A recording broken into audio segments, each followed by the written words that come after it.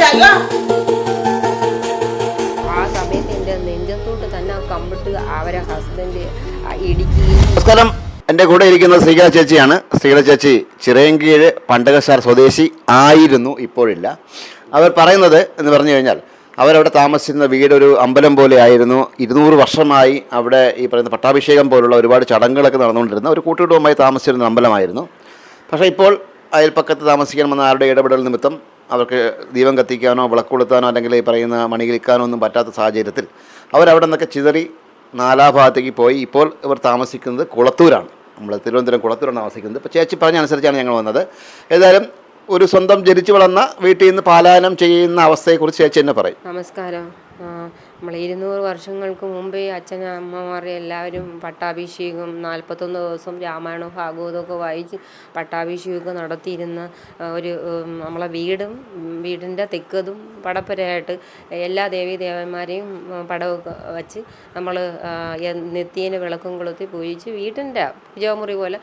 പക്ഷേ എങ്കിലും ആ ലോകം കംപ്ലീറ്റ് 200 വർഷം കൊണ്ട് എല്ലാവർക്കും അറിയാവുന്നതാണ്. പണ്ടുള്ള ആൾക്കാർക്കും ഇപ്പോഴുള്ള കൊച്ചു കുട്ടികൾക്കും എല്ലാവരും ഒത്തുകൂടിയിരുന്നാണ് 41-ൻ്റെ അന്ന് പട്ടാഭിഷേകം നടത്തി പിറ്റേന്ന് വെളുക്കുന്നതുവരെ എല്ലാ ലോകരും ഒരു കുടുംബം പോലെ ആ അവിടെ ഉണ്ടായിരുന്നതാണ്, എല്ലാവർക്കും അറിയാം.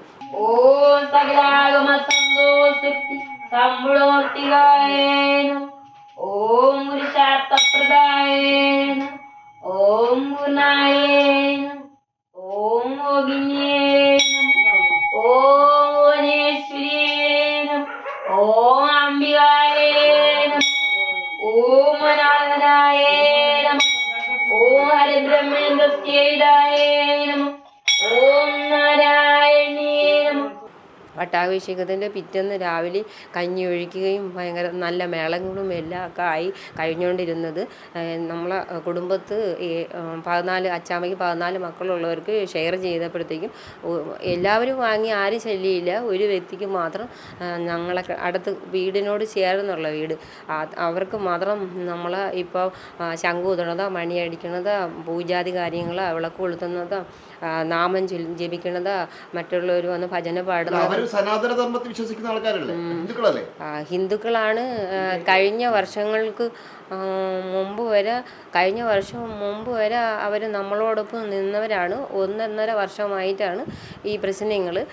അവർക്ക് ഫ്രണ്ടിലൂടെയുള്ള വഴിയും പ്രമാണത്തിലുള്ള വഴിയും എല്ലാം അടച്ചു വെച്ചിട്ട് പുറകിലൂടെ അവർക്ക് വഴി വേണമെന്നും പറഞ്ഞ് വീട് നമ്മൾ ഇടിച്ചു കളയണം, പടപ്പരയും ഇല്ലാതാക്കണം, ഞങ്ങളെ എല്ലാവരെയും കൊല്ലണം എന്നുള്ള ദുരുദ്ദേശത്തോടു കൂടി അടിയും ബഹളവും നമ്മളെ ഉപദ്രവവും വെറുതെ പോലീസുകാരന്മാരെ വിളിച്ചുകൊണ്ട് വരക്കും. രാത്രിയിൽ എൻ്റെ അമ്മയെ ഒരുപാട് പേടിപ്പെടുത്തി. അമ്മ പെട്ടെന്ന് ആ പ്രയാസത്തിൽ മരണപ്പെട്ട് സഹോദരൻ്റെ ജോലിയൊക്കെ ഇല്ലാതാക്കി. പിന്നെ ഞാൻ മാത്രം എല്ലാവരും ഭയന്നും പോലീസ് സ്റ്റേഷനിലൊന്നും പോകാനും അതിനുള്ള താല്പര്യമൊന്നും ഇല്ലാത്തതുകൊണ്ട് എല്ലാവരും അകന്നു പോയി. ഞാൻ മാത്രം ഭക്തിപൂർവ്വം കുട്ടിയിലെ തൊട്ട് രാമായണം ഭാഗവതമൊക്കെ വായിക്കും. എല്ലാ സ്ഥലങ്ങളും എല്ലാവർക്കും അറിയാവുന്നതാണ്. മുക്കാലോട്ട ക്ഷേത്രത്തിലും എന്നെയാണ് രാമായണം ഭാഗവതം വായിക്കാൻ വിളിക്കുന്നത്. എല്ലാ ഉത്സവത്തിനും ഞാനാണ് വരണം.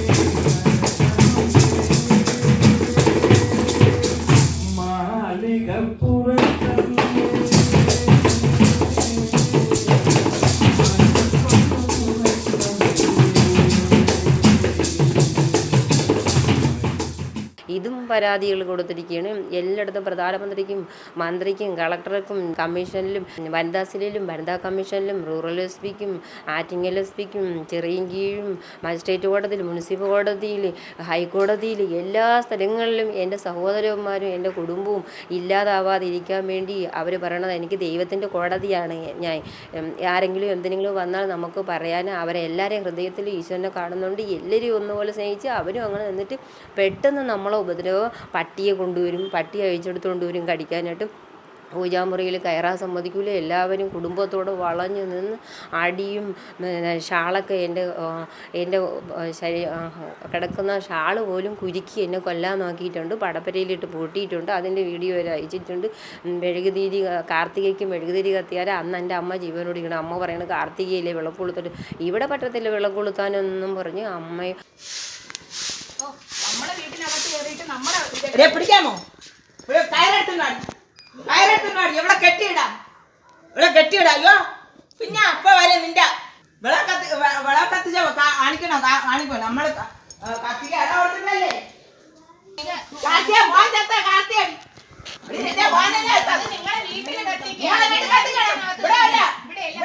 ആരെയും കരുപ്പാണ് നിങ്ങള് കാർത്തികന്ന് പറഞ്ഞ അതിന് കരുപ്പാണത്. BJP സ്ഥാനാർത്ഥിയായിട്ട് നിൽക്കാനായിട്ട് നിൽക്കുന്നൊക്കെ നമ്മളിപ്പോൾ ന്യൂസ് കണ്ടപ്പോഴാണ് മനസ്സിലാവുന്നത്. അപ്പോൾ ഇത്രയും അക്രമങ്ങൾ കാണിച്ച് നമ്മൾ ഇത്രയും പരാതി കൊടുത്തിട്ട് ഇങ്ങനെയുള്ളൊരു വ്യക്തി ഈ ലോകത്തോട് എല്ലാവരെയും ഉപദ്രവിക്കാനായിട്ട് ഇറങ്ങണം. നമ്മളെ ഉപദ്രവം കൊണ്ട് നമുക്ക് അവിടെ കയറാൻ പറ്റാതെ എല്ലാവരും മരണപ്പെടുകയും ഇനി എൻ്റെ അനുജത്തിയും ഞാനും ആ കുടുംബത്തും എൻ്റെ സഹോദരനാണ് ഉള്ളത്. സഹോദരനാണെങ്കിൽ ഒരു ധർമ്മിഷ്ഠനും എല്ലാവരോടും സ്നേഹമുള്ളവനും എല്ലാവർക്കും എല്ലാം ദൈവം കൊടുത്തത് കൊടുക്കാനും എല്ലാവർക്കും വേണ്ടി നല്ലതിന് മാത്രം പ്രവർത്തിക്കണം. സഹോദരൻ കൂടി ഇല്ലാതാവാൻ വേണ്ടിയാണ് പടപ്പരയില് ഇത് കണ്ട നമ്മൾ നടത്തിക്കൊണ്ടിരിക്കുന്ന തെളിവുകളാണിത്. വർഷങ്ങളോ 200 വർഷം കൊണ്ട് എൻ്റെ അച്ചാമ്മയുടെ അച്ഛൻ തൊട്ട് നടത്തിക്കൊണ്ടിരിക്കുന്നതാണ്. അതാണ് ഈ പടപ്പര, അതിന്റെ തെളിവാണിത്. എല്ലാം ഉണ്ട് ഞങ്ങളെ ഇവിടെ ഗുണ്ടായുസം കാണിക്കുന്നെന്ന്. ഞങ്ങളെ വീട്ടിലും ഞങ്ങളെ പടപ്പരയിലും ഞങ്ങളെ വസ്തുവിലും ഒന്നും കയറാൻ സമ്മതിക്കുന്നില്ലെന്ന്. അവരവിടെ ക്യാമറ വെച്ചിട്ട് നമ്മളെ വസ്തുവിലോട്ട് ഫോക്കസ് ചെയ്ത് വെച്ചേക്കുന്നു. ഇതെന്നെ പരിപാടിയായത്. അവരുടെ വസ്തു അളന്ന് തിട്ടപ്പെടുത്തി, അവര് 13 സെന്റ് ഉണ്ടെങ്കിൽ അത് അളന്ന് തിട്ടപ്പെടുത്തി മതിൽ കെട്ടി അതിൻ്റെ അകത്ത് വയ്ക്കണം.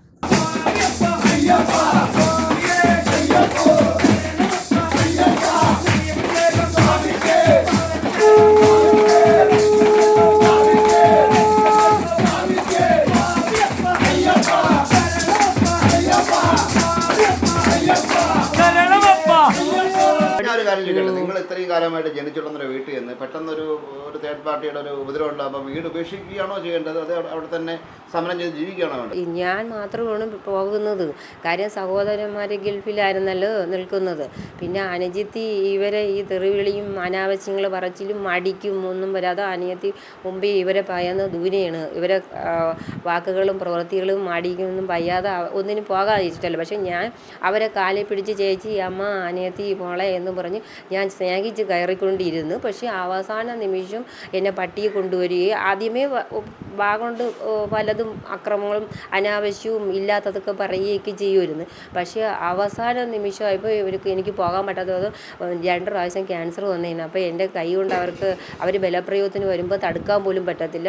വലിയ വടിയുമായിട്ട് എന്നെ ആ ഓപ്പറേഷൻ അപ്പോഴും കഴിഞ്ഞതേ ഉള്ളൂ, കഴിഞ്ഞ വർഷം രണ്ടാമത്തത്. ആ സമയത്ത് എൻ്റെ നെഞ്ചത്തോട്ട് തന്നെ കമ്പിട്ട് അവരെ ഹസ്ബൻഡ് ഇടിക്കുകയും എല്ലാവരെയും ആ ലോകം കംപ്ലീറ്റുള്ള ആ ലോക പുതുക്കരി വയലിൽ വീട് ശർക്കര പുതുക്കരിയിലുള്ള എല്ലാ നിങ്ങളെ കണക്കുള്ള കൊച്ചുങ്ങൾ സഹോദരന്മാർ എല്ലാവരും വന്ന് പചരവണ്ണി എല്ലാവരും ഒരുമിച്ച് എന്നോടൊപ്പം വന്ന് അവിടോട്ട് വരാൻ നിന്നാലും എല്ലാവരെയും അവർ പീഡനത്തിന് വന്നെന്നും പറഞ്ഞ് പോലീസുകാരന്മാരെ വിളിച്ച് വരുത്തി ജയിലിൽ അടയ്ക്കുമെന്ന് പറയുമ്പോഴത്തേക്കും പിന്നെ ഞാൻ അവരങ്ങനെ എനിക്ക് ഗ്യാസിനൊന്നിനും ജയിലിലൊന്നും ഇവർക്ക് വേണ്ടിയോ ആർക്കു വേണ്ടി എനിക്ക് കയറി ഇറങ്ങാനുള്ള മാനസികവും ശാരീരികവുമായിട്ട് വയ്യാത്തത് കൊണ്ട് ഞാൻ പോകാതെ ഇവർ പിന്നെ അവിടെ നിന്നോട്ട് കയറാൻ സമ്മതിക്കാതെ മെമ്പർ അവിടെ ശർക്കരയുള്ള ചിറയൻകീഴുള്ള മെമ്പർ മനുവിൻ്റെ മുമ്പ് വെച്ചാണ് എൻ്റെ കയ്യിൽ നിന്ന് എന്നെ പിടിച്ചു വലിച്ച് താക്കോൽ വരെ പിടിച്ചുകൊണ്ട് പോകണത്. നമ്മളെ പൂജാമുറിയിൽ നമ്മളെ വീട്ടിലും കയറി നിന്ന് പിടിച്ചുകൊണ്ട് നിൽക്കും. അവർക്ക് ക്യാമറ ഉണ്ട്, എല്ലാം ഓഫ് ചെയ്ത് വെച്ചിട്ടാണ് ഇവർ ഈ അക്രമം മാത്രം കാണിക്കണം. പട്ടി കൊണ്ടുപോയി എൻ്റെ പുറകെ ഓടിക്കും. പിന്നെ അങ്ങോട്ട് കയറുമ്പോഴത്തേക്ക് എൻ്റെ കാലിൽ വലിയ തടി വെച്ച് വടി വെച്ച് പടപ്പരയുടെ തിണ്ണിൽ കയറി എന്നാണ് അടിക്കാൻ പറയണം. പൂജാമുറിക്ക് അകത്ത് കയറി വരണം. പിന്നെ എന്നെ അടച്ച് അവർ പറയുന്നത് നമ്മൾ RSSകാരാണ്. പിന്നെ പറയാം നമ്മൾ ബന്ദിക്കോസിൽ പോയി എന്തൊക്കെയാണ് യാതൊക്കെയാണ് മാറ്റിയൊക്കെയാണ് പറയണം. അവർ ഇപ്പം BJP സ്ഥാനാർത്ഥിയായി ഇതിൽ കണ്ടതാണ്. പക്ഷേ നമ്മളെ മോദി സാറ് എല്ലാവരും ഈശ്വരനെ മോദി സാറ് ഇപ്പോൾ അടഞ്ഞു കിടക്കുന്ന കോവിൽ പോലും തുറന്ന് പൂജ ചെയ്യണമെന്നാണ്. അപ്പോൾ അങ്ങനെയുള്ള ഒരാൾ ഈശ്വര ഭക്തയാണ് നമ്മൾ. അവർ മോദി സാറിൻ്റെ ഭക്തയെന്ന് പറഞ്ഞാൽ അതിൽ പറയുന്നത് പറഞ്ഞാലും ആ ഈശ്വര ഭക്തയും കൂടെ ആയിരിക്കണം. ഏതായാലും ശ്രീലത ചേച്ചിയുടെ സങ്കടങ്ങളാണ് ഇപ്പം വിസ്മയ ന്യൂസിലൂടെ പങ്കുവച്ചത്.